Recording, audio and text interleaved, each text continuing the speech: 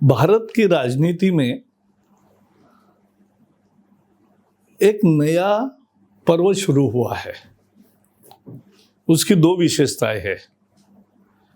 पहली दफा pro incumbency हो रही है। अच्छा परफॉर्म करो, अच्छा रिजल्ट पाओ। और परफॉर्मेंस में जनता के लिए बहुत सारी उपयुक्त स्थिति ये चाहिए। और दूसरा क्राइटेरिया भी आ रहा है कि लीडरशिप, क्रेडिबिलिटी ऑफ लीडरशिप। तो मोदी का जैसे लोगों के रिएक्शंस मैं कुछ बताता हूँ। खेतिहर मजदूर थी, 5-6 बैठे। मैंने पूछा किसको वोट दोगे? बोले मोदी को। क्यों? बोले वो गरीबी से आता है, इसलिए गरीब का सोचता है, वो हमारा है, हम वोट देंगे। पुणे में हमने जब मिस कॉल कैंपेन किया और 11 करोड़ मेंबर बने, तो वो वार्ड वाइज सारे एड्रेसेस बांटे गए कि आपके वार्ड में इतने मेंबर मिस कॉल से बने हैं, आप उनको कांटेक्ट करिए। तो मैंने देखा तो मेरे बूथ में 2 झुग्गी झोपड़ियां थी, उसमें 200 महिला बनी थी।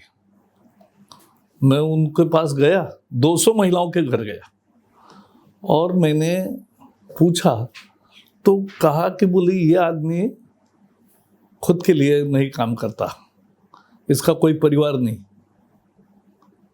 ये किसके लिए पैसा खाएगा, या हमारे लिए काम करता, हम करेंगे।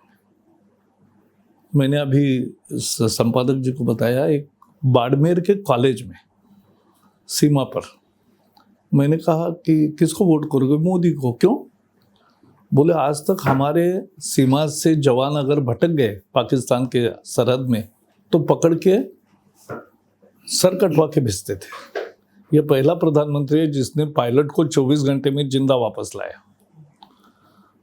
तो what I am telling is everybody has his different perception.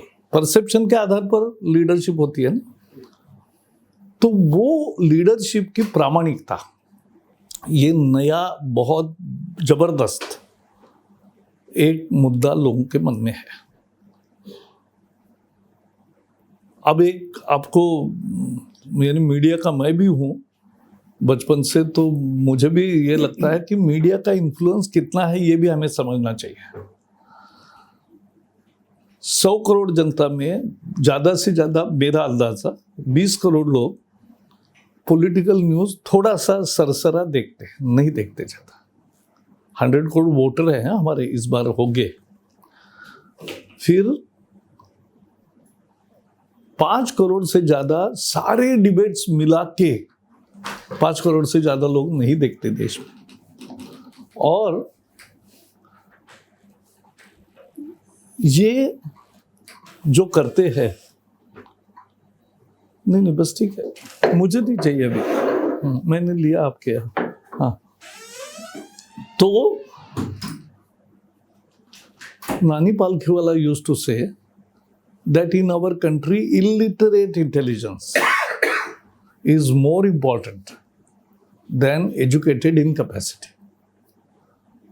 तो सुशिक्षित लोगों का जो उदासीनता है उससे ज़्यादा जो रोबस्ट कॉमन सेंस है, और जिसने लोकतंत्र में इतने बदलाव लाए केंद्र में भी राज्य में भी, विदाउट ब्लडशेड, ये हो गया ना देश में। तो ये देश का एक जनता का एक होता है कि वो बहुत टॉलरेंट है, लेकिन एक मर्यादा से कोई आगे बढ़ गया तो उसको सबक सिखाते हैं।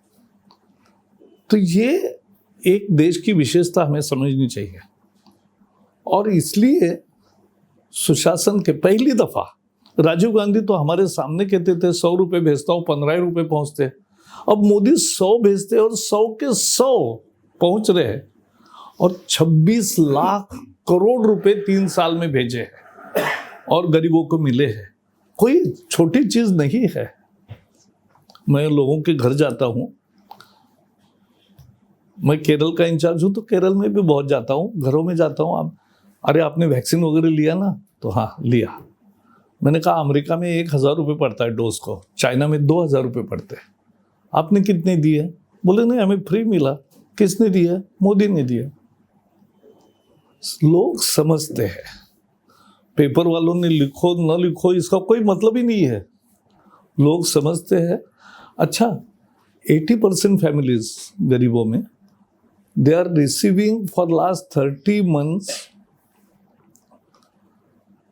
80 crore people in the country are have received 150 kg each free ration each। यानी एक फैमिली अगर 5-6 लोगों की है तो 10 क्विंटल सामान आ गया है उनके घर में, फ्री आया है राशन पहली दफा। 12 करोड़ लोगों को किसान सम्मान के 24 हजार रुपए मिले हैं। सिंपल चीज नहीं है, 24,000 रुपए 12 करोड़ लोगों को एक एक को मिला है। 12 करोड़ लोगों को टॉयलेट मिला है, महिलाओं को। पहले महिलाएं पानी लेकर सूरज उगने से पहले या सूरज ढलने के बाद जाती थी, हमें भी सड़क पर ऐसे लोग जाते हुए दिखाई देते थे। कुछ नहीं, अब खत्म हुआ। तो ये जो जीवन में बदलाव आया, महिलाओं ने नाम लिखा उस पर, इज्जत घर। हमने नहीं दिया था, ये लोगों ने दिया नाम, इज्जत घर। तो इनके जीवन में बदलाव आए, इसके कारण एक प्रतिष्ठा मिली, एक एम्पावरमेंट हुई। ये रेवड़ी नहीं, ये अलग है। किसान को फसल बीमा योजना में अब मार्केट रिस्क तक सब कुछ कवर है। पहले खेत खलियान से निकलने के बाद कोई कवरेज नहीं था, अब सब है। फिर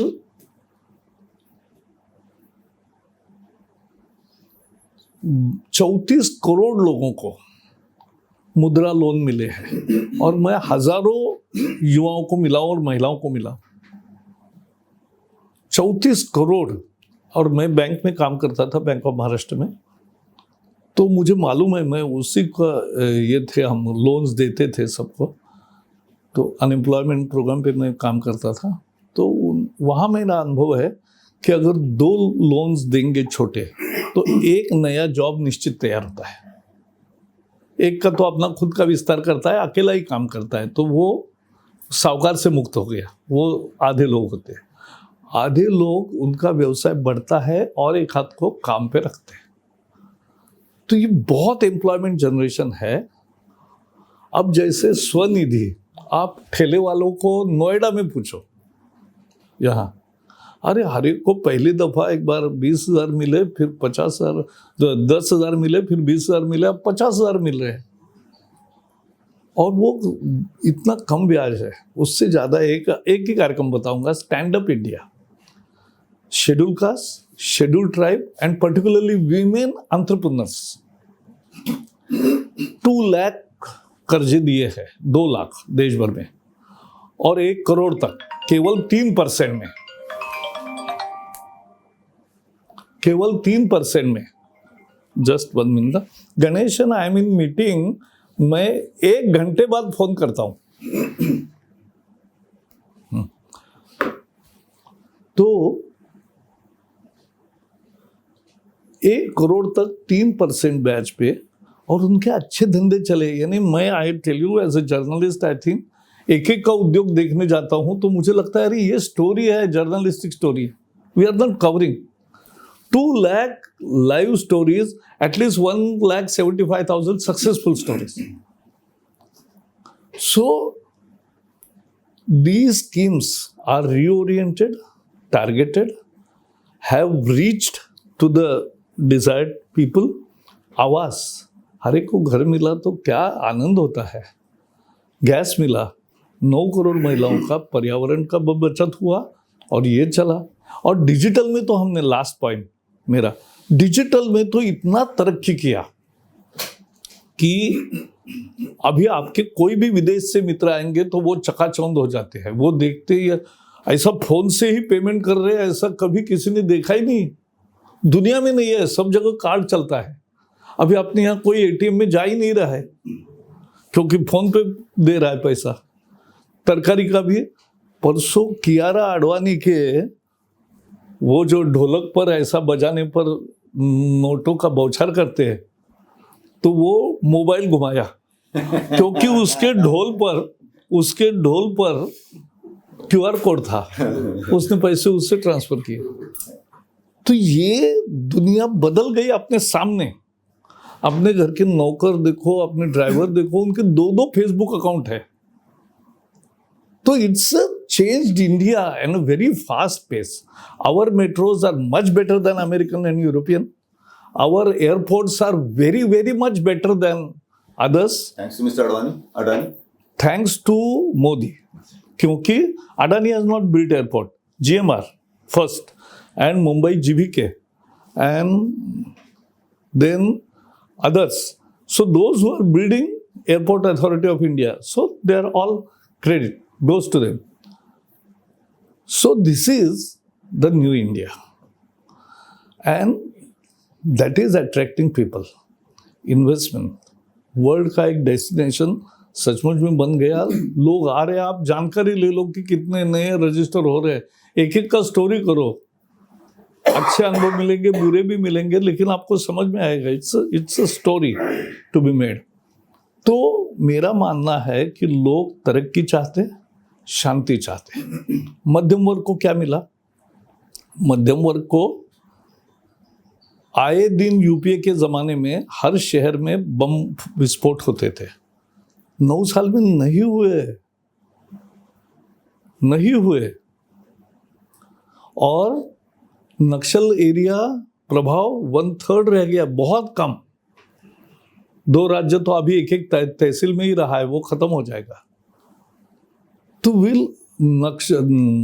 ऑल नॉर्थ ईस्ट सारे झगड़े, हजारों अंडरग्राउंड लोगों ने सरेंडर किया और उनके झगड़े समाप्त कर दिए ना।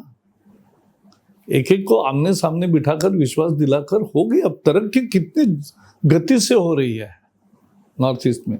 तो ये देश में बदल रहा है, लोगों को वो पसंद है। लोग तरक्की चाहते, शांति चाहते, ईज ऑफ लिविंग चाहिए। लास्ट 2 उदाहरण मैं बताऊंगा कि देखो, हमें सबको 2014 के पहले कोई भी सरकार में कागज जमा करने हैं तो अटेस्ट करने पड़ते थे। किसी अधिकारी के पास जाकर ठप्पा लगाना पड़ता था।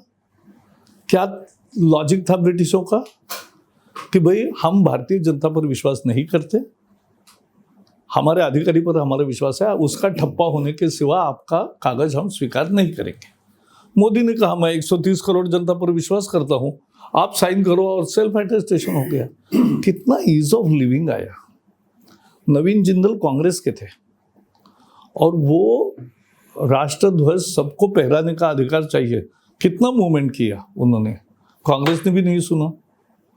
मोदी ने एक दिन में किया बदलाव। एक ही नियम बदलना था कि सरकारी ऑफिस में ही लगे, ये बदल दिया। किसी घर में, किसी दुकान में, किसी व्हीकल पे 24 घंटे राष्ट्र का ध्वज आप फहरा सकते हो। और करोड़ों के संख्या में अलग अलग प्रमाण में लोग कर रहे हैं। तो ये जो बदलाव लाए, ऐसे बहुत सैकड़ों है, मैं आज सब में अभी नहीं जाऊंगा। तो ये लोगों को चाहिए कि एक सुशासन हो, तरक्की हो, देश आगे बढ़े।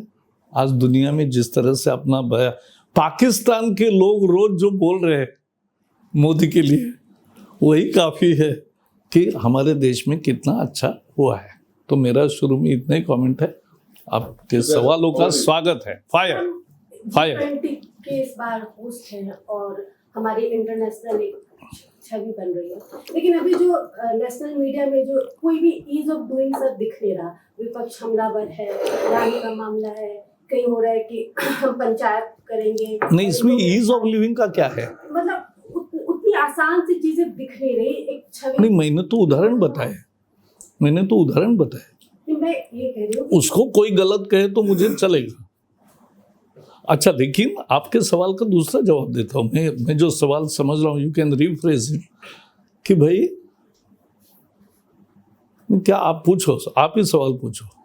सर मैंने मैं हाँ, पूछो ना। जैसा संसद में चल रहा है, जैसा मार्केट में चल रहा है, जैसा महापंचायत में चल रहा है कि गिरफ्तारी नहीं होने देंगे अगर इस पर्टिकुलर को, तो इस तरह से जो एक इमेज बन रही है इंटरनेशनल लेवल पे अभी वो अच्छी नहीं बन रही है। तो क्या जब हम G20 ऐसा है, मैं बताता हूँ मैं बताता हूँ। पहले तो अब दुनिया की इमेज ये सवाल करता हूँ मैं, हाँ, India's image world over.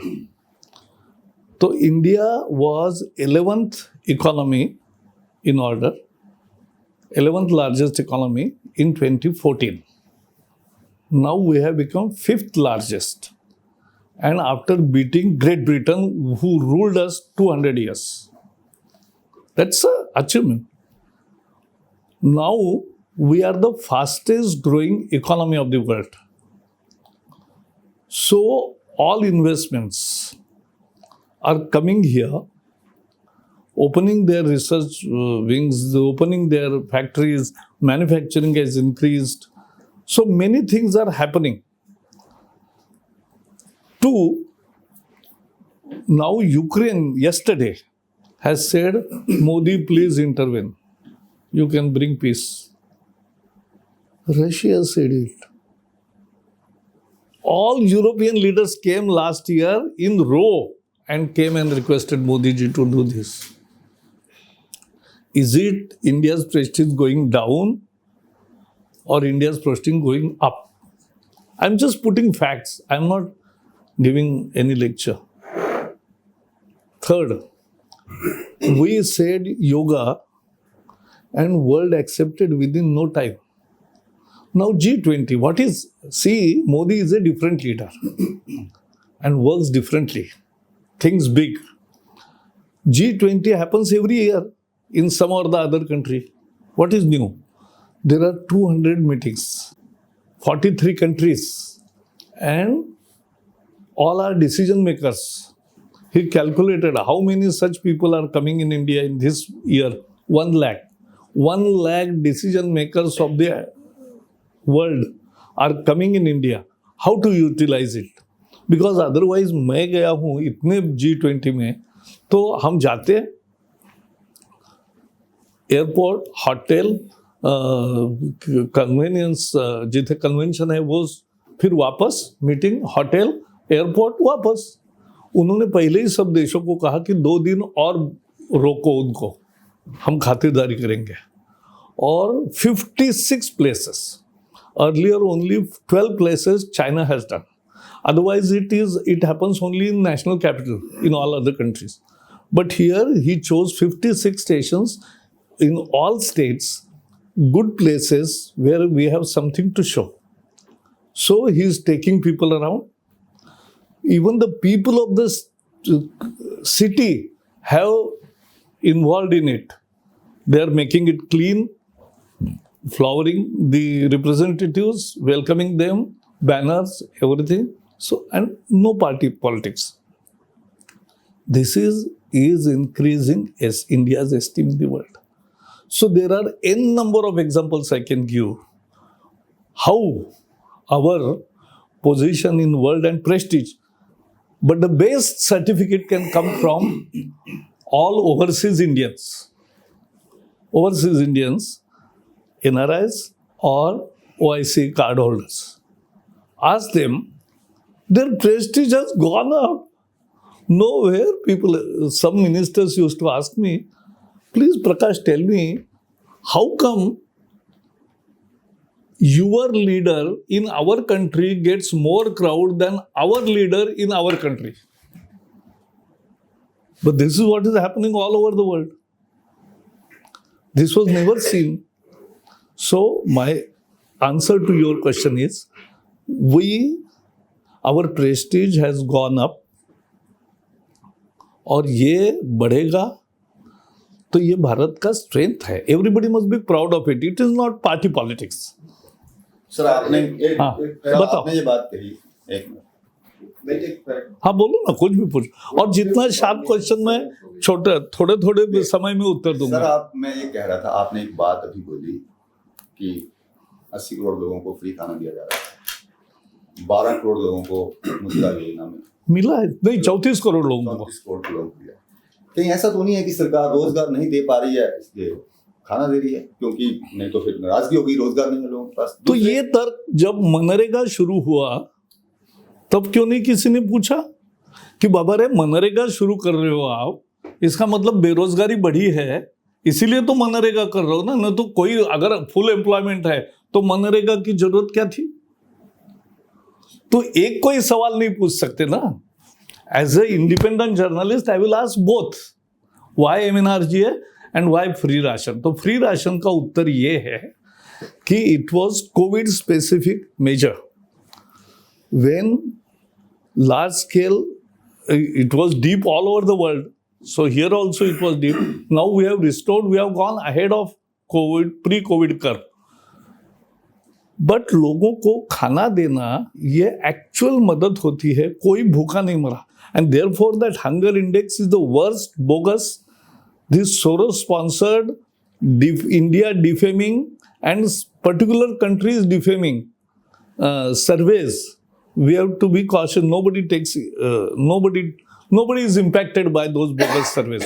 So we have given 80 crore people free ration because we were already giving in Food Security Act 2 rupees and 3 rupees. So we are now done away with that too. But that means cost to the government is 20 rupees which we pay to farmer. Then 5 rupees is transport, godowns and all other and distribution. So 25 rupees things you were giving 2 rupees, now you are giving free. That is the food security. And we have expanded. When in 2014 it was limited to 30 crore people. Now it is 80 crore people. So that is the spread of the scheme. MNRGA budget has increased. It was 39,000 crores in 2014. Now it is more than 1 lakh crore actual expenditure, and it's a demand driven. So anytime जो भी लोग रोजगार मांगेंगे उनको मिलता ही है। लेकिन ये भी सच है कि स्वरोजगार भी रोजगार है। रोजगार is not just government employment. In no country, nowhere 100% people can be government employees. But then you will also like to be government employees. Why you will be working in Jan Santa? Anybody will like to be government employee, but because of impression, I am not going into that. You have the right to say, sir. No. I have impression about why people love government job more aspirational, because it's different. It's different. लोकतंत्र का सबसे बड़ा मंच संसद है। संसद में बार-बार अडानी इशू उठ रहा है, पर मंच पर सरकार जवाब नहीं दे रही, क्यों? ऐसा है, इसमें एक कंपनी है, अनेक कंपनियों के दाम घटते हैं, बढ़ते हैं। अनेक यहाँ हिंडनबर्ग जैसे रिपोर्ट्स आते हैं, शॉर्ट सेलर्स होते हैं, वो डैमेज करते हैं, उनको फायदा होता है। तो ये एक रेगुलर शेयर मार्केट का फीचर है, और सभी बड़े बड़े कंपनियों ने ये देखा है दिन, देखने के बाद उसको who is to act? Regulators. अच्छा, जैसे LIC ने और स्टेट बैंक ने कहा कि their exposure to this particular group is not even 1% of their total outgoes, कुछ नहीं है उसमें। तो वो उन्होंने they have to take care of that. ऐसा नहीं कि LIC या कोई भी इन्वेस्ट करता है तो हर में प्रचंड फायदा ही होगा, कुछ में फायदा होगा, कुछ में नहीं होगा। लेकिन ये कोई कानून है तो कोई भी कोर्ट में जाए। अगर ये है क्या बोलते, अगर गलत है तो वो SEBI they are already seized of the matter and they are inquiring whatever they want, they are doing it. I think we must wait, have patience. It doesn't everything वो politicians सभी बोलेंगे, और वो यानी शर्म करना चाहिए कांग्रेस को कि कितना स्तर गिर रहा है उनका, कि आप प्रधानमंत्री को गाली देते हैं। वो तो हम समझते हैं कि आपकी राजनीतिक लड़ाई है, आपकी हताशा है, आप उनको हरा नहीं सकते इसलिए आप गाली बकते हो। लेकिन आप दामोदर दास की जगह उनके पिताजी का नाम गौतम दास करोगे तो ये तो अपने संस्कृति में नहीं बैठता, सभ्यता में नहीं बैठता। लेकिन यहां तक कांग्रेस गिर गई। अब देखो, उनको गंदी नाली का कीड़ा कहा, उनको मौत का सौदागर कहा, खून के दलाल कहा, उनको चाय वाला कहा, उनको नीच आदमी कहा, उनको क्या नहीं कहा, सब कुछ कहा। और ऑपोजिशन भी इतनी बातें बनाती है, मोदी जी ने क्या कहा? नहीं, मोदी जी ने, लेकिन वो कम है वो भी बता नहीं सकते, एक दो के सिवा नहीं बता सके कि वो एक ही बता रहे ना कि भाई बाथरूम में स्नान किया, बस उतना ही बता रहे। तो that is much much much more dignified than what they are saying, but still we don't, हम उसका जवाब भी नहीं दे रहे, लोग जवाब देते हैं, लोगों को ये पसंद नहीं आता। सर, मेरा एक सवाल है। हाँ, पूछिए। रायपुर में आज से इनका अधिवेशन है कांग्रेस का। हाँ। तो टिकट टिप्पणी कल हुई थी मोदी जी पर, तो पवन खेरा को एयरपोर्ट से उनको ये किया दिया, प्लेन में बैठ गए थे सब। तो क्या इस प्रकार की जो त्वरित कार्रवाई हुई, असम में भी आपकी गवर्नमेंट है, क्या इसी समय कार्रवाई होना उचित? नहीं, मेरा क्या कहना है, कानून कैसे चलेगा? आपकी कोई कंप्लेंट हो तो अगर पुलिस ये कहेगी कि आपकी कंप्लेंट पर हम कुछ काम नहीं कर सकते क्योंकि उनके घर में शादी है, आपके घर में डाका पड़ा है, लेकिन उसके घर में कुछ शादी है इसलिए वो कुछ नहीं उनको करेंगे, ऐसा नहीं होता। कानून है, अपना काम करता है, सरकार का क्या संबंध है? हाँ, पूछे। एक तो मैं दुरुस्त कर दूं कि अब हम 5th इकॉनमी नहीं रह गए, 7th हो गए, हमसे ऊपर ब्रिटेन और फ्रांस। नहीं, एक मिनट, ये 2 महीने का स्थिति है, 2 महीने के बाद फिर मिलोगे तो उतना ही, हम 5th ही आए रहे। मैं 2 महीने के बाद का बता रहा हूँ कि we will again be 5th and in 3 years we will be number 4th। और सर, ये अडानी के शेयर गिरने और उसकी वजह से ये नहीं, ये गलत फहमी, एक मिनट, हाँ, एक गलत फहमी है। This is not the market cap based ranking. वो जो एक बड़ा प्रॉब्लम है, मुझे कभी कभी लगता है, अरे भाई मेरा घर है, मैंने 15 लाख रुपए में लिया, आज उसकी कीमत 1.5 करोड़ रुपए हो गई, तो 1.5 करोड़ रुपए मेरी संपत्ति थोड़ी हो गई, वो तो मार्केट रेट है। मैं घर अगर बेचूंगा तो मैं क्या सड़क पर रहूंगा? तो वो तो मेरा निजी व्यवस्था है ना, तो वो कहाँ कोई बेचता है? सारे शेयर कोई बेचने को निकला अगर टाटा, तो फिर टाटा तो इंडस्ट्री कोलैप्स कर जाएगी, ऐसा नहीं होता ना। तो ये market cap is a different phenomena, ये केवल ये है, और इसलिए ये जो रैंकिंग है ये आपका जीडीपी पर निर्भर करता है, और GDP gross domestic product is not market cap, that is what. Sir, सवाल मेरा, हाँ, वो पूछिए ना। अभी आपने ओपनिंग स्टेटमेंट में बहुत सारी चीजें कही, बहुत अच्छी बात है, अच्छा डेवलपमेंट हुआ है, लेकिन जो आंकड़े हैं, जो खुद सरकार के आंकड़े हैं, चाहे वो रोजगार के आंकड़े हो, भुखमरी के आंकड़े, मतलब ग्लोबल हंगर इंटरनेशनल इंडेक्स वगैरह के जो आंकड़े हैं वो कुछ और ही है।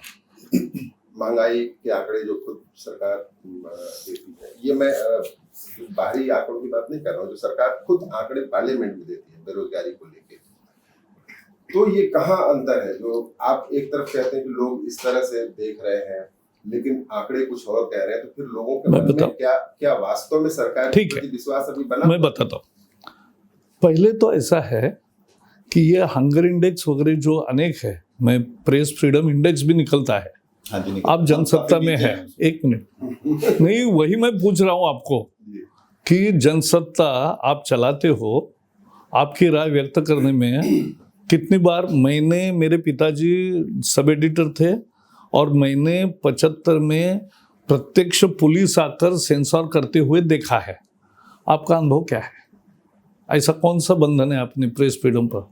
और बुकानो फासो हमारे आगे है, यानी हद होती है कुछ चीज की। Burkina Faso is ahead of India in media freedom, we are media freedom. And अपने देश में जनरली कोई भी अपनी राय प्रकट कर सकता है, कोई भी कुछ भी छाप सकता है, अगर गलत होगा तो कोर्ट में कोई गया तो जाएगा, लेकिन अपनी यहाँ एक व्यवस्था है, प्रेस काउंसिल है, सब कुछ है। तो ये है, तो फ्रीडम है। तो ये इंटरनेशनल, ये साजिश के तहत भारत को बदनाम करने के लिए सोरोस जैसे लोगों के पैसे से इस तरह के ये इंडेक्सेस घोषित करते हैं और भारत को नीचा दिखाने की कोशिश है। ये भी एक तरह से देशों में चलती आई प्रतिस्पर्धा और एक दूसरे को नीचा दिखाने की कोशिश है। तो इस पर मुझे ज़्यादा भाष्य करने की जरूरत नहीं है, उसको विश्वास मत करिए। अब आया लोकसभा में जो आंकड़े दिए हैं, हाँ, तो महंगाई का दर 2014 से 20 तक 4-5% था, आज 7% तक हो गया। तो बढ़ा कि नहीं? बढ़ी। लेकिन दुनिया में कितनी बढ़ी? दुनिया में ब्रिटेन में 9-10% हो गया, बाकी जगह ज़्यादा बढ़ गई, पाकिस्तान में त्राही हो गई। तो ये हम रोज देख रहे हैं। तो हमेशा you consider your status vis a vis others. दुनिया में क्या हुआ है और हमारे क्या हुआ है। ऐसा यूक्रेन और रशिया का युद्ध 1 साल आज हो रहा है, ये कोई आम युद्ध नहीं है, उससे सप्लाई चेन पूरी बंद पड़ी। इससे सारे कारों का सेल और उत्पादन कम हुआ क्योंकि वो चिप्स नहीं मिल रहे। लिथियम वहाँ है, कॉर्न वहाँ है, गेहूं वहाँ है। दुनिया के अनेक देशों में भूखमरी और अब मिड डे मील स्कीम वहाँ ब्रिटेन में शुरू कर रहे। क्यों? क्योंकि सबको खाना ठीक नहीं मिल रहा है। तो ये स्थिति आई दुनिया को, उसके तुलना में हमारा यह हुआ। आज जैसे हमारा रुपी केवल डॉलर के मुकाबले में कम हुआ, लेकिन क्योंकि दुनिया की सारी करेंसी कम हुई, उसमें हमारा कम होने का प्रमाण कम है। और बाकी करेंसीज के सामने युआन हो, चाइना का हो, जापान का हो, फ्रांस का हो, बाकी सबके यूरो वगैरह की तुलना में हमारा अप्रिशिएट हुआ है euro. Actually I am commerce student, so I know that high appreciation doesn't spell brings good news to you, because वो सही कीमत रहनी चाहिए फ्लोटिंग तरीके से। वो एक अलग साइंस है, मैं उसमें अभी नहीं जाऊंगा। सर, नीतीश कुमार जी मुझे आज है कि नहीं मुझे पता नहीं। हाँ, तो उनका एक बयान था कि अगर कांग्रेस के अम्ब्रेला के अंदर विपक्ष इकट्ठा हो जाए तो बीजेपी को 2024 में वो 100 सीटों तक समेट सकते हैं। अरे 100 भी कैसे क्यों दे रहे हैं? 2 सीटों पे लाना चाहिए ना। लेकिन मैं आपको बताऊंगा, ऐसा है, एक अच्छा हुआ हमारे लिए कि 24 की लड़ाई उन्होंने अभी से शुरू की, दोनों तरफ से।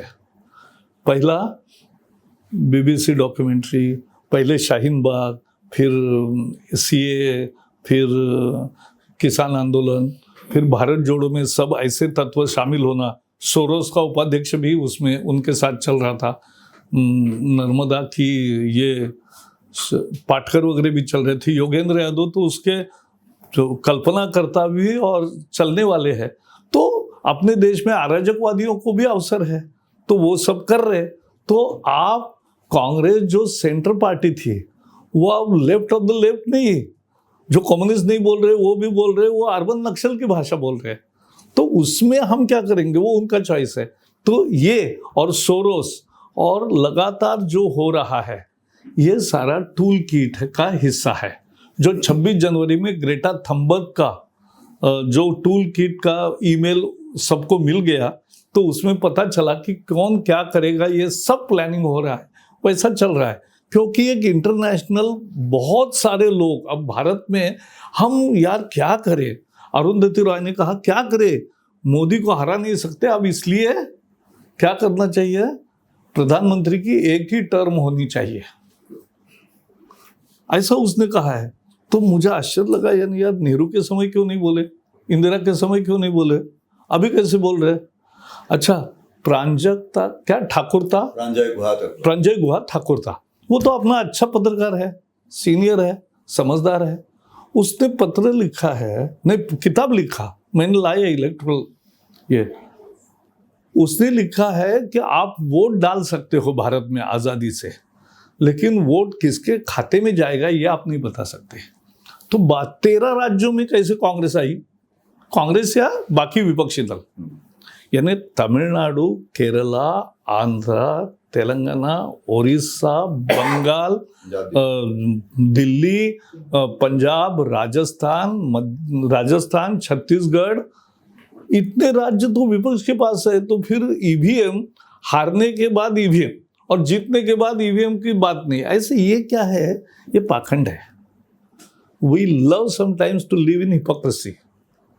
तो इसलिए मेरा मानना ये है कि ये इस तरह का उन्होंने जल्दी शुरू किया 15 महीने पहले, तो हमें आनंद आएगा, क्योंकि ये this is the 7th time, यानी 7वीं बार ये हो रहा है कि विपक्षी एकता का प्रयास। तो जैसा हमेशा टूटा वैसे इस बार भी टूटने वाला है और हम मजे लेंगे, क्योंकि दे आर उनका मिशन क्या होगा? व्हाट इज द कॉमन, नहीं मोदी हटाओ, ये एक व्यक्ति के द्वेष पर कोई वोट नहीं देता। तो आपको कॉमन मिनिमम प्रोग्राम चाहिए। मैं सोच रहा था इनका कॉमन मिनिमम प्रोग्राम क्या होगा? करप्शन वापस लाओ, परिवारवाद वापस लाओ, और अपने पर जो केसेस दायर हुए हैं वो वापस लो। ये 3 ही कार्यक्रम है ना, ये कोई जनता वोट देने वाले कार्यक्रम नहीं है। हम कहेंगे देश को आगे ले जाएंगे, हम कहेंगे आम आदमी की और परचेसिंग पावर बढ़ाएंगे, उसको रोजगार ज़्यादा और मिलेगा, उसकी समृद्धि होती जाएगी, भारत को 5वीं अर्थव्यवस्था से 3री अर्थव्यवस्था बनाएंगे, एक विकसित भारत का सपना देख के 25 साल सब मिलकर काम करेंगे। यह हमारा, this is our election theme. और उनकी थीम है भ्रष्टाचार वापस लाओ, परिवारवाद वापस लाओ, केसेस वापस लो, बस ये। तो इसके लिए थोड़ी ना कोई वोट देगा। तो यह हमारे लिए अच्छा है, इन्होंने जल्दी शुरू किया, तो अब 12 महीने यही चलेगा। आपको भी न्यूज़ मिलती रहेगी, रोज लोग बोलते रहेंगे, क्योंकि मैं भी पत्रकार हूँ तो मैं जानता हूँ कि वो न्यूज़ तो है, तो न्यूज़ छापो, हम आनंद लेंगे, देश की जनता भी आनंद लेगी। सर मैं थोड़ा सा अलग बोलूं? पूछूंगा। इकोनॉमिक फ्रंट पर हमारे पास 3 फैक्ट है। एक तो ये अडानी इशू में SBI और LIC का जो फैक्ट आया है सामने, वो कल के डेटाज हैं शेयर मार्केट के, कि LIC का 30,000 करोड़ रुपए का मार्केट कैप जो है डाउन हुआ, जो उसने इन्वेस्ट किया था। एक तो ये फैक्ट है। दूसरा, RBI का कल सर बयान है। RBI ने ये कहा है कि इन्फ्लेशन जो है अब कंट्रोल करना मुश्किल हो रहा है हमारे लिए, ये RBI ने कहा है। और वो लगातार रेपो रेट अपना बढ़ाते चला जा रहा है। उसका कहना है कि हम विदिन 6 रखेंगे इन्फ्लेशन को, लेकिन वो कर नहीं पा रहा है। ये दूसरा फैक्ट। तीसरा फैक्ट सर ये है कि जो अनाज वाला जो मामला है कि फ्री बांटा जा रहा है, फिर लोन्स दिए जा रहे हैं, तो ये 2 कैटेगरी हो गई सर। फ्री वाला जो मामला है वो तो एक्सचेकर से जाता है, लोन वाला ये है कि वो हम बिजनेस कर रहे हैं तो गवर्नमेंट को पे कर रहे हैं। तो ये जो 3 फैक्ट हैं जिससे इकोनॉमी पर असर पड़ रहा है, उसमें सर गवर्नमेंट की पॉलिसी कोई वैसी दिख नहीं रही है कि हम कैसे कंट्रोल करें कि इकोनॉमी पर जो इम्पैक्ट आ रहा है। और दूसरी ओर हम बात कर रहे हैं कि हम बहुत तेजी से ग्रो कर रहे हैं, तो वर्ल्ड वाइड जो है वो तुलना एक अलग बात है, लेकिन घर के अंदर तो हमारी ये 3 चीजों की स्थिति गड़बड़ है। ग्राउंड सिचुएशन आप कहेंगे कि मैं बताऊंगा तुरंत? नहीं, आप कहिए। हाँ, मैं बताता हूँ। जी सर। देखो, एक एक चीज को हम समझेंगे। जी सर। पहले मैंने बताया वैसे अनेक कंपनियां डूबती है, अनेक कंपनियां आउट ऑफ बिजनेस होती है, अनेक कंपनियों के शेयर मैनिपुलेशन से या दूसरी किसी कारण से ओवर प्राइसिंग से कम ज़्यादा होते रहते हैं। That is what share market is all about. Okay, jet Airways down हो गया, खत्म हो गया, तो उसमें भी तो किसी बैंक के पैसे लगे होंगे ना, तो उसका क्या हुआ? नीरव मोदी का वही, एक मिनट ना, वही तो मैं जरा, अभी मुझे उत्तर देने में 2 मिनट लगेंगे। नीरव मोदी का हुआ। आज उस समय फोन बैंकिंग था पी चिदम्बरम का, तो उसके कारण हमने 7 लाख करोड़ रुपए पिछले 7 साल में हमने बैंक को रिकैपिटलाइज किया है। माने क्या किया है, एनपीए को रद्द करने के लिए पैसे बैंकों को दिए हैं। अब उसमें से जो वसूल होंगे वो वापस आएंगे, लेकिन हम 7 लाख करोड़ की बात ही छोड़ दिया। ऐसा नहीं करना चाहिए, हमें सब का विचार करना चाहिए कि 7 लाख करोड़ गए यार, इस सरकार ने दिए, क्यों दिए? तो पिछले 7 साल जो पहले 7 साल थे उसमें जो बैंकिंग का फोन बैंकिंग शुरू हुआ उसके कारण ये हुआ है। तो एक उसमें भी प्राइस कम होती है सभी इसकी। अब मैंने जैसे कहा, इस एक कंपनी के संबंध में LIC का exposure is less than 1% and SBI's exposure is also less than 1% of their total portfolio. एक कम है। तो उनके भी जिस उद्योग को पैसे देंगे वो सभी, ये नहीं होते ना NCLT में इतने केसेस क्यों जा रहे हैं, और वहाँ जो हेयर कट लेना पड़ रहा है बैंकों को, वो किसका नुकसान है? वो बैंकों का नुकसान नहीं है क्या? केवल एक केस में हो रहा है और बाकी 1000 केसेस में जो NCLT के सामने है उसमें कुछ नुकसान नहीं हो रहा है, ऐसा तो नहीं होता। तो इसलिए हमें वास्तवता से देखना चाहिए समझ कर। एक दूसरा महंगाई का, महंगाई में मैं फिर कहना चाहता हूँ, आज भी हमारा महंगाई रेट 6.5 to 7% के दरमियान है। ये पहले 4% से ज़्यादा है कि नहीं, तो है, लेकिन दुनिया भर में इससे बहुत ज़्यादा बढ़ा है। उसके तुलना में हमारा कम है, लेकिन बढ़ा है वो सच है। और इसलिए सरकार क्या कर रही है, जैसे फ्री राशन दे रही है, जैसे बाकी बहुत सारे, अभी 5 लाख का 7 लाख किया, या बाकी उपाय जितने करने हैं, इंफ्रास्ट्रक्चर का स्पेंडिंग ज़्यादा कर रहे हैं ताकि फिर महंगाई नहीं होगी, रोजगार बढ़ेगा। तो वही रोजगार बढ़ाना ही महंगाई का सही उपाय है। तो ये सब चल रहा है और मुझे लगता है कि हम सही दिशा में जा रहे हैं। उल्टा दुनिया ने हमारे कोविड मैनेजमेंट, अभी मैं एक दूसरा टॉपिक इसमें थोड़ा जोड़ना चाहता हूँ।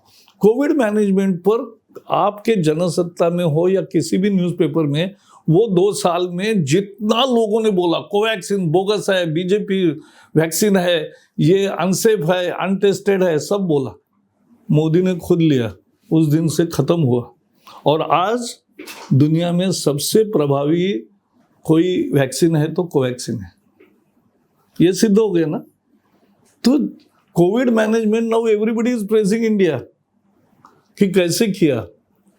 तो ये जो कोविड का मैनेजमेंट है, तो ये हमने करके दिखाया ना। और आज आपको मालूम नहीं होगा, ऑक्सीजन सेकंड लहर में जैसे ऑक्सीजन का क्राइसिस हुआ तो तुरंत इंडस्ट्रियल ऑक्सीजन को मेडिकल ऑक्सीजन में कन्वर्ट किया, हवाई जहाज से लाए, सब जगह से लाए। लेकिन मूल दोष ध्यान में आया कि अपने यहाँ हर हॉस्पिटल ऑक्सीजन इंडिपेंडेंट नहीं है। तो आज 17,000 हॉस्पिटल को ऑक्सीजन प्लांट लगे हैं और नए हॉस्पिटल को विदाउट ऑक्सीजन प्लांट परमिशन ही नहीं मिलेगी अभी। तो ये है ना, यानी सुधार होता है। यही तो लोकतंत्र है कि एक स्थिति आई, एक चैलेंज आया, एक न्यून समझ में आया, उसको रिपेयर किया, उसको कंप्लीटली करेक्ट किया। तो ये है, और इसलिए लोकतंत्र का सबसे महत्व है। लोकतंत्र में कभी कभी हमें गुस्सा भी आता है, लोकतंत्र में कभी कभी लगता है कि ये चीन से बहुत ही पिछड़ा है, हम फटाफट निर्णय नहीं कर सकते। लेकिन dictatorship is not better, democracy is better. Kerala में देख रहे हैं हम लोग कि वहाँ पे एक सीट होती थी हमारे पास, वो भी खत्म हो गई, जबकि संघ का सबसे स्ट्रांग होल्ड केरल में। मैं बताता हूँ, तो इसका एक बेसिक पहले तो ऐसा है, Kerala is a bipolar polity. For 50 years, that was Communist Party's first government was in 1957 under Namboodirpad. So it's a very old story. So 65 years हो गए। तो कम्युनिस्ट है, कांग्रेस है। अब वहाँ कम्युनिस्ट पार्टी हिंदू पार्टी है और कांग्रेस क्रिश्चियन मुस्लिम पार्टी है। Christian Muslim constitute 46%, Hindus are 54%. But more importantly, it's a bipolar politics. So both the fronts get 35-40% votes each, 2-3% difference. BJP started with 4%, improved to 8%. Now it is 12% in Vidhan Sabha, but in Parliament we are 15%. So we are increasing. And I'm very sure that next year, because Modi ji has not discriminated against any state, because it is not voting for me, not any religion, all Muslims, Christians are getting benefit, all poor are getting benefit all over the country, then all schemes are given to them. So this is how things are moving. So people have tremendous faith in Modi in Kerala also. Modi's approval rate is 40% in Kerala. And our voting is less. So our mission is to convert Modi approval into BJP approval. Sir मेरा एक छोटा सा, हाँ बोलिए. आपने कहा कि आप पत्रकार रहे, देश के INB मंत्री रहे, you are considered to be the gentleman politician also among. मेरा सवाल यह है सर कि आपने कहा देश में फ्रीडम ऑफ प्रेस है, ऐसे 10 पत्रकार आपको मिल जाएंगे जो कहेंगे हमें सरकार की वजह से नौकरी से निकाल दिया. शायद इससे ज्यादा होंगे, मैं 10 कम से कम करके 10 वो आंक रहा हूं जिनके नाम है. कोई एक पत्रकार छोटी सी ट्वीट करता है, उसके खिलाफ पर्चा दर्ज हो जाता है. एक जर्नलिस्ट ने एक सच दिखाया कि स्कूल में नमक के साथ रोटी परोसी जा रही थी, उसको जेल में बंद कर दिया. सारे केस चाहे बाद में वापस लेना पड़े. अगर ऐसी politics is not only optics, it should look also. You have to be Good. honest also. The main issue was freedom of press. Main issue was freedom of expression. Main issue was freedom of organization and freedom of political activities. So that was the fight for freedom, and press was the important tool. So our commitment to press freedom is 100%. What has happened? Now, I know many cases, but I'll not go to, because you should have told both the things. In Delhi, the way Kejriwal twists arms of various newspapers, and how many journalists he has put in, and how many journalists he has driven out, compelled to drive out. That also we must see. Anybody can tell me, I was 2.5 years information broadcasting minister, any phone to any newspaper about complaint with one particular reporter. Never. It has not happened. So we see, but now people want different kind of journalism. People want to see something. See why you also are covering, or TV media is showing Bageshwar Baba. People want to see. I quarreled with many anchors. Why you are showing this? So this is, media also works on your, after all, commercial department tells you where is the TRP. That is a fact of life. It is not editorial, but a marketing team which is important. Now, so I see, and what is why I said democracy is always better. That if you file a wrong case, there are courts to give you justice and relief. But there are also cases where there are really serious charges. They are linked to some international racket. They want to defame India. So that is different. A BBC documentary, anybody can say anything, but fact remains that Supreme Court twice and SIT twice has said that Modi has nothing to do with Gujarat riot. He handled it nicely. Both certificates are given. Now, what more is required? So, this is the case of press freedom in India. I think we have not banned any newspaper.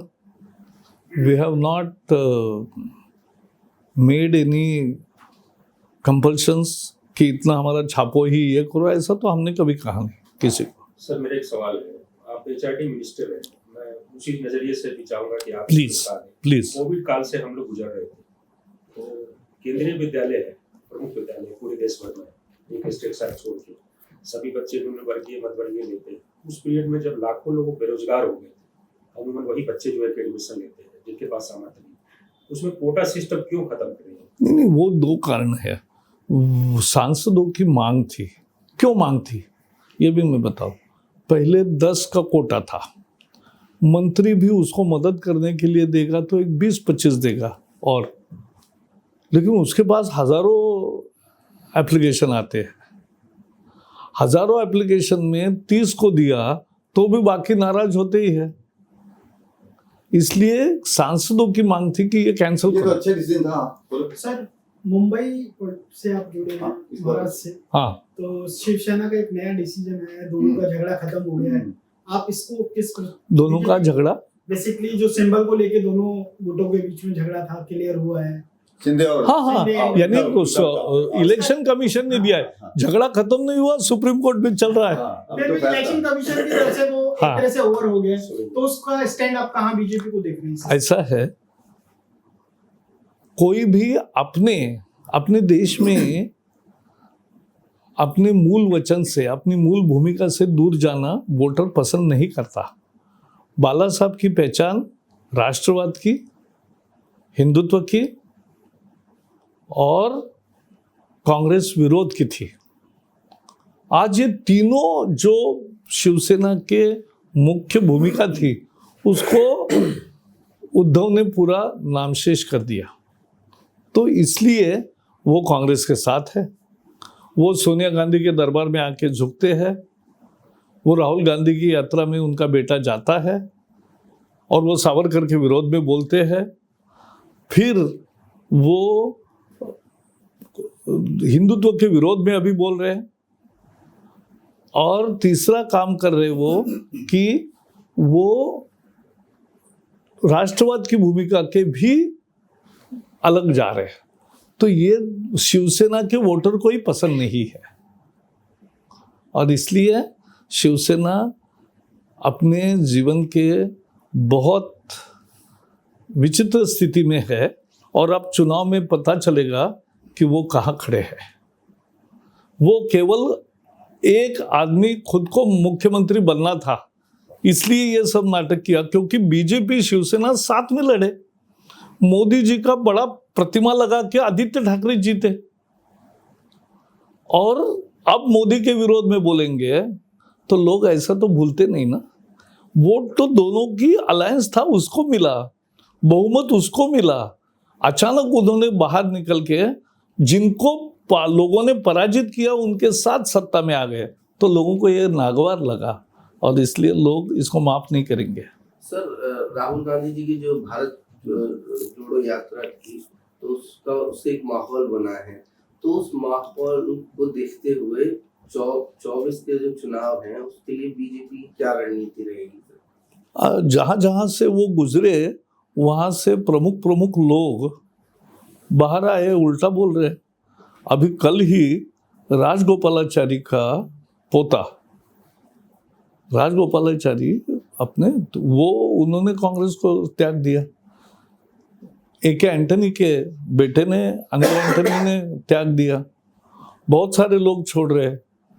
वो गुजरात के पास से गए, गुजरात हार गए, तो वो उत्तर प्रदेश में बेचारे गए तो उनको 2% वोट आए। तो वो, उनको आज़ादी है, कहीं भी घूमे, कहीं भी काम करे, लेकिन फैक्ट रिमेंस कि ऐसा नहीं होता। केवल उसको एक सस्टेन कैंपेन लगती है, बेसिक कॉज चाहिए। आपकी मूल प्रेरणा क्या है? आपके परिवार की रक्षा और आपके परिवार के हाथ में सत्ता, यही आपका लक्ष्य है, तो लोग अब देने वाले नहीं है। लोगों के लिए आप क्या करने वाले हो, वो लोग चाहते हैं। सर, लोकतंत्र की बात उठी थी, तो उसमें संविधान के एक अलग स्वरूप है जिस पर हम लोग चलते हैं। राजनीतिक दलों का आइडियोलॉजिकल एक एस्पेक्ट होता है, लोकतंत्र को डिफाइन करते रहते हैं।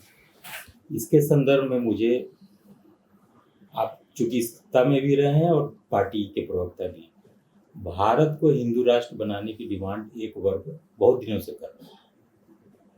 ये मांग क्या पूरी होने लायक है, और अगर है तो ये किस दिशा में जा रहा है? नहीं, पहले देखो, Bharat, we the people of India, जी ये जो संविधान है, ये संविधान एक तरह से सर्वधर्म समभाव जी बिल्कुल सिखाता है। जी लेकिन सेक्युलरिज्म, सेक्युलर और ये शब्द बाद में ऐड हुए जी इमरजेंसी के दौरान, सोशलिस्ट और सेक्युलर, ये दो शब्द, क्योंकि अंबेडकर जी का मानना था कि हम रिपब्लिक कहेंगे, और रिपब्लिक कहने के बाद आगे क्या फॉर्मेट में भारत को तरक्की करनी है, सोशलिज्म क्यों नहीं लिखना, तो वो इसलिए नहीं लिखना, ऐसा उन्होंने कहा था। तो आज अपना देश भारत एक कल्चरल आइडेंटिटी है ना बाबा। अरुणाचल में भी राम है, केरल में भी सीताराम है, तो सब जगह है ना। तो ये बांधने वाला एक इंडिया कोई 540 देशों का एक देश नहीं बना है। देश का एक कल्चरल आइडेंटिटी है, वो एक है, और उसके आधार पे हम आगे जा रहे हैं। तो हमारी पहचान राष्ट्रवाद की है, मजहबी राज की नहीं है। लेकिन पार्टी पर एक ये इल्जाम तो आता है कि पार्टी ने कंट्री का जो सोशल फैब्रिक है उसको थोड़ा ब्रेक कर दिया और एक डिवाइड जो है क्रिएट कर दिया। जैसे मुस्लिम्स में ये एक भावना आ गई है कि हमारे साथ डिस्क्रिमिनेशन हो रहा है। वही मैं बता रहा हूं। आज मोदी जी के बड़े बेनिफिट की योजनाएं, 80 करोड़ लोगों का हो, 100% वैक्सीनेशन हो, या 12 करोड़ टॉयलेट्स हो, या 12 करोड़ किसानों को 24-24 हज़ार रुपये मिले हो, या 34 करोड़ लोगों को ये मिला है, इसमें Muslim are proportionally much more than their proportion in population. तो सब में मिला है, यानी किसी भी योजना के अमल में जात, पंथ, मजहब, प्रदेश और किसी के कारण भेदभाव नहीं किया। Modi doesn't discriminate. That is the main asset of our party. Sir, Congress की जो चुनौती मिल रही है उसका एक दिखा तो हिमाचल में, और जो राजस्थान से आई थी ओल्ड पेंशन स्कीम को जिसने किया, हिमाचल में भाजपा की सरकार ने, इस ओल्ड पेंशन स्कीम को आप कैसे चुनौती? ऐसा है, इसके बारे में राजस्थान जो अपने सीएजी थे राजीव महर्षि, उन्होंने एक अच्छा लेख लिखा है। हम उसको राजनीतिक रूप में नहीं देखते, फ्यूचर जनरेशन को कितना बर्डन करे ये मुद्दा है। और दूसरा मुद्दा मूल है कि देखो, किसी भी सरकार को टैक्स रेवेन्यू होता है, इनकम टैक्स होगा, जीएसटी होगा, बाकी होगा, तो सब कस्टम ड्यूटी होगी, तो सब मिलके पैसे आए। वो खर्चा किसको करना है? 70% खर्चा 7% लोगों पर करना, या 70% खर्चा 70% को करना, ऐसा विद्वान इसके बारे में चर्चा करते हैं। हमने अभी कोई उसमें ये नहीं किया है, क्योंकि अटल जी के समय से जो हुआ है, और एनपीएस का रिटर्न 11% है, 20 years कंटिन्यूसली 11% रिटर्न इन एनपीएस इन्वेस्टमेंट्स। पहले तो इसकी वास्तविकता समझनी चाहिए। वास्तविकता ये है कि अपने ही रिलेटिव्स या अपने ही पहचान के अनेक लोग नौकरी के लिए वहाँ गए, बसे, और उसमें नागरिकता उन्होंने स्वीकार की। तो वो कोई भारत का निषेध नहीं है, वो कोई भारत की भर्त्सना करके भारत छोड़ के गए ऐसा नहीं है, लेकिन उन्होंने वहाँ जीना। देखो, लोकतंत्र है, किसी को भी दुनिया में कहीं भी नौकरी करने का, रोजगार करने का, व्यवसाय करने का आज़ादी है, तो वो कैसे छीन लेंगे? एक। दूसरा, छात्र जाते हैं 4 लाख हर साल, तो वो उनको आप कैसे रोकोगे? वो पैसा दे रहे हैं, वो जा रहे हैं, वो सीख रहे हैं, तो ये लौटते नहीं है। नहीं लौटे या नहीं लौटे, दोनों। अब लेकिन दूसरा है, पिछले 3 साल में लौटने वालों की संख्या भी सुनो, वो भी बढ़ रही है। तो ये भी एक भारत के बदलते चित्र के कारण यहाँ अपॉर्चुनिटीज तैयार हो रही है, तो लोग आ रहे हैं भी, तो ये दोनों चलेगा। लोकतंत्र में आप किसी को ऐसे बांध नहीं सकते कि आप बाहर नहीं जा सकते। लेकिन ये देश छोड़ना ऐसा नहीं है इसका रूप। ये मैंने जब सवाल का जवाब देखा तो वही सवाल के जवाब कैसे लिखे, ये एक अलग शास्त्र है कि ढंग से बताना, सही बताना, लेकिन सही तरीके से बदलना। वो क्या करते हैं, पहले शब्द जो है तो प्रश्न वाले ने जो पूछा है कि देश के कितने लोग छोड़ रहे हैं, तो देश को छोड़ने वालों की संख्या इतनी है, ऐसा लिखते हैं। तो वो करेक्ट नहीं है। जैसे मेरे मंत्रालय में आता था कि कितने वृक्ष काटे इस साल में, अरे मैंने कहा हमारे नौकरशाही को कि लिखो कि इतने वृक्ष काटे विकास की योजनाओं के लिए और उसके 10 गुना ज्यादा लगाए और वो बढ़ रहे, ये दोनों साथ में लिखो, तब जाके लोगों को सही पता चलेगा। ऐसा नहीं, दिल्ली में मेट्रो सस्टेनेबल डेवलपमेंट का सबसे बेस्ट एग्जांपल है। हर मेट्रो के स्टेशन के लिए दिल्ली में इतने घने जंगल जैसा है तो 50-60 पेड़ तो काटे पड़े, 300 हुए तो 1.5 लाख कटे, लेकिन 10-20 लाख लगे और वो बढ़े और उसका नया जंगल तैयार हुआ। और फिर इलेक्ट्रॉनिक यानी पर्यावरण के पूरक मास ट्रांसपोर्ट शुरू हुआ, 50 लाख लोग रोज आ जा कर रहे हैं। तो ये अच्छा है कि नहीं? This is sustainable development. Sir, जनसंख्या नियंत्रण के लिए आए दिन मतलब जब सेशन चलता है तो प्राइवेट मेंबर्स बिल आते रहते हैं बीजेपी के मेंबर्स की तरफ से, तो सरकार क्यों नहीं ले आती है इसे? नहीं, ऐसा है, सी पॉपुलेशन ग्रोथ और population management is the result of education and economic prosperity. जैसे आपको आर्थिक सुरक्षा आती है और जैसे आपका शिक्षा होती है, और खासकर लड़कियों की 12वीं करने के बाद वो एक एसर्ट कर सकती है, और उसी से अपने पिताजी को भाई बहन कितने थे, अपने को भाई बहन कितने हैं और हमारे बच्चे कितने हैं, इसका केवल घर घर का अंदाज लगाइए। हिंदू, मुसलमान, क्रिश्चियन, पारसी, सिख, किसी को भी पूछिए, आपके कर्मचारियों का आज सर्वे करिए कि आपके पिताजी को कितने भाई बहन थे, आपको कितने भाई बहन हैं और आपके कितने बेटे हैं।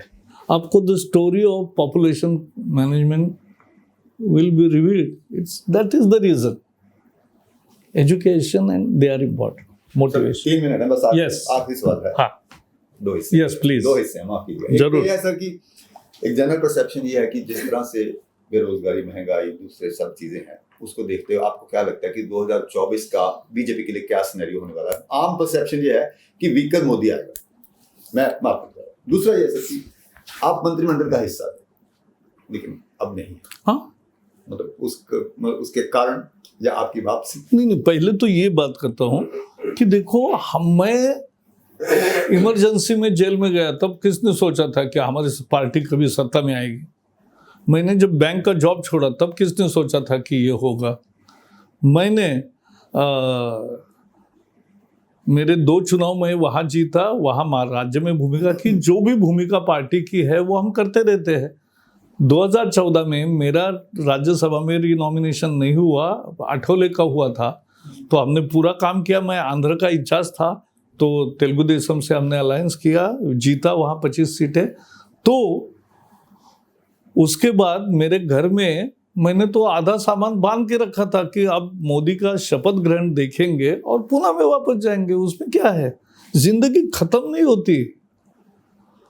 तो ये हमारी मानसिकता पहले से ऐसी बनी है कि पार्टी जो काम देती है वो मन से करना है, और वो करते हैं, और करने के बाद जब तक उसको आपको आनंद आता है आप करेंगे, जब तक संभव है तब तक करेंगे। तो यही हमारी मानसिकता पहले से बनी है, इसमें हमें कुछ नहीं लगता। व्यवस्था बदलती रहती है, पद बदलते रहते हैं, उसमें क्या है। हमारी पार्टी जब सत्ता में ही नहीं होती तब क्या इतने साल हमने किया, ऐसा नहीं होता। 2024 हम ज्यादा सीटों से जीतेंगे। क्यों? ये मैं अभी आज बता रहा हूं और लिख के रखो कि ज्यादा सीटों से इसलिए जीतेंगे कि लोग, मोदी ने जो लोकसभा भाषण में कहा कि 130 करोड़ जनता का भरोसा, विश्वास, यही मेरा कवच है। वो विश्वास किस कारण है?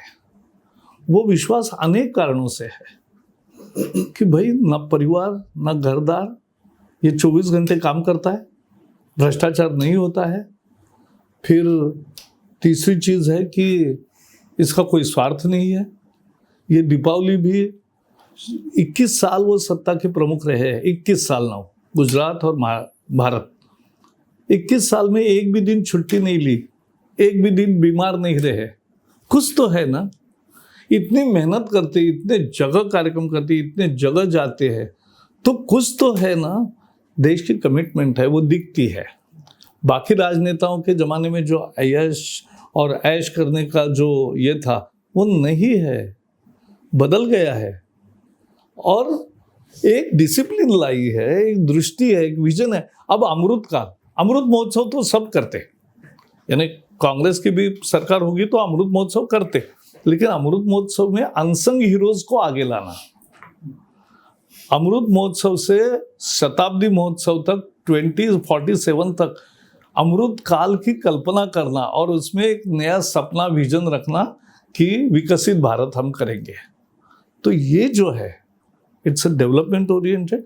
तो प्रोग्राम उनके हैं, जनता के लिए है, जनता से वो सीधा संवाद है उनका। मन की बात हो, परीक्षा पे चर्चा हो या बाकी भी कुछ, सभी तरह से लोग लाभार्थियों से बात करते हैं हर योजना की इसमें। तो वो ही रीचेस आउट टू पीपल और लोगों का एक अटूट विश्वास है। गरीबी से आए हैं और जितने विपक्षी दल गालियां देंगे उतने हमारे वोट बढ़ते हैं, वो समझ नहीं रहे, वो जितना देंगे। और अभी मैं बताता हूं आपको, विधानसभा में अलग अलग नतीजे मिल सकते हैं, मिलते हैं। एक ही दिन उत्तर उड़ीसा में चुनाव होता है, लोकसभा और विधानसभा। तो विधानसभा में हमें कम वोट है लेकिन लोकसभा में बहुत ज़्यादा है। तो ये फर्क पड़ता है और मैं इसके आधार पे कह सकता हूँ कि पहले जिसका मेरे पार्टी में अनेकों का विश्वास नहीं था कि हमें पूर्ण बहुमत मिलेगा, 2014 में मिल गया। फिर किसी को विश्वास नहीं था कि 2019 में बढ़ेंगे, सबको लग रहा था कम होंगे, बढ़े। अब मैं कह रहा हूँ कि 2024 में इससे भी बढ़ेंगे, क्योंकि मोदी के नेतृत्व की प्रामाणिकता और उनका जो कनेक्ट है लोगों से, यही हमारे विजय का मुख्य आधार है।